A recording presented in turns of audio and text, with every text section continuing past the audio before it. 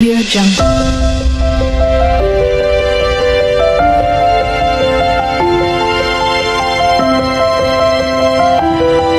Hello guys, आप सब कैसे हैं। आप देख रहे हैं शर्मिला's ड्रीम वर्ल्ड।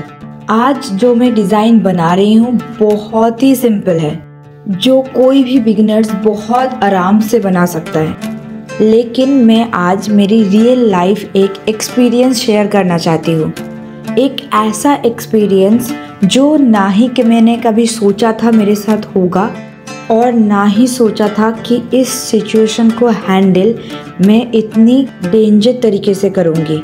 मैं अभी भी उस रात को इस तरीके से याद करती हूँ कि मेरे साथ ये क्या हुआ था और मैंने क्या किया था, और इस प्रकार से कोई और कर भी सकता है मुझे पता नहीं है। उस दिन 16 अगस्त का रात 11 बज रहा था और उसका दूसरा दिन मुझे एनी हाउ ऑफिस पहुंचना ही था। मुझे किसी भी हालत में गांव से वापस आना था। मैं हमेशा से ही नाइट बस में ट्रैवल करती हूँ गांव से वापस आने के टाइम पर। मेरे साथ ऐसा सिचुएशन इससे पहले कभी नहीं हुआ था। जैसे कि आप सबको पता ही है कि 16 अगस्त के कुछ दिन पहले ही आरजी कॉल में जो हुआ था उससे हम सारे लड़कियां बहुत ही डरे हुए थे। के कारण मैं पर्सनली 15 अगस्त मनाया नहीं था कि मुझे लग ही नहीं रहा था कि हम लोग स्वाधीन हो चुके हैं। अंग्रेज से तो हम लोग स्वाधीन हो गए, लेकिन हमारे खुद के इंडियन लोग हैं जो हमारे अपने हैं, वो इनकेस ऐसे करेंगे तो हम कहाँ जाए। लेकिन उस रात मेरा शहर पहुंचना इतना ज़रूरी था कि मुझे कुछ नहीं सूझा। जो मैं बता रही थी, मैं नाइट ट्रैवल करती हूँ बस से। उस रात जो बस का टाइमिंग था उससे 5 मिनट पहले पहुंचा था और मेरे घर से बस स्टैंड इतनी नज़दीक है कि मैं 5 मिनट पहले ही निकली थी।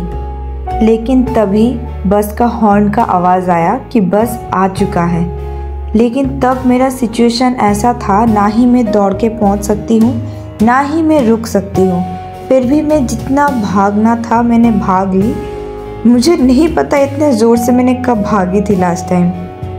लेकिन जब मैं बस स्टैंड पहुँची, मेरी बस मेरे सामने से निकल रहा था, लेकिन मेरे हाथ दिखाने से नहीं रुक पाई क्योंकि मैं बस के ठीक पीछे खड़ी थी और मुझे दिख रहा था कि मेरा बस जा रही है। और मेरे दिमाग में ये आ रहा था कि इस रात 11 बजे मुझे कुछ नहीं मिलने वाला और कल मुझे ऑफिस एनी हाउ पहुँचना है।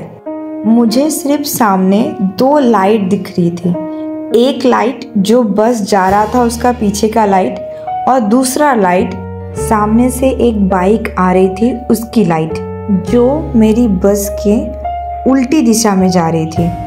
और मैं बिना सोचे समझे बाइक को रोक लिया और बताई कि जो बस अभी निकला, क्या आप मुझे वो बस पकड़ा सकते हैं प्लीज़, मुझे वो बस पकड़ना बहुत ज़रूरी है। लेकिन उसने डायरेक्ट मना कर दिया। मुझे उस टाइम लगा कि मैं गई, मुझे कुछ नहीं सूझ रहा था, मुझे कुछ भी समझ में नहीं आ रहा था उस सिचुएशन में। लेकिन तब उन्हें ऐसा क्या लगा मुझे पता नहीं, वो वापस आए।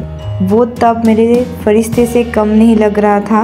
वो आए, बोल रहे हैं ठीक है चलो मैं आपको पहुंचा देती हूँ। तब मेरी माँ वहाँ खड़ी थी।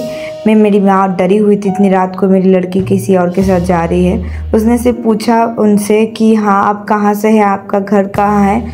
उसने मेरे गांव का ही नाम लिया कि वहाँ का है, लेकिन हमने उनको कभी देखा नहीं था। मेरा गांव बहुत बड़ा है इसलिए हो सकता है। रास्ते में एक शमशान, बहुत बड़ा एक ज़मीन, बहुत कुछ था, लेकिन उन्होंने बहुत ही सेफ तरीके से मुझे, बहुत ही स्पीड से मुझे उस बस को पकड़ाया। मुझे रियलाइज़ हुआ कि एक लड़के ख़राब होने से हर लड़के को हम लोग ब्लेम नहीं कर सकते हैं। सारा लड़का सेम नहीं होता है। और बातों बातें में मेरा मेहंदी हो गया ख़त्म। इनकेस ये मेहंदी डिज़ाइन आपको पसंद आए तो कृपया लाइक करके चैनल को सब्सक्राइब ज़रूर कीजिए और मुझे कमेंट कीजिए मैंने जो इस सिचुएशन में किया वो क्या मेरे लिए सही था। आप लोग होते तो क्या करते।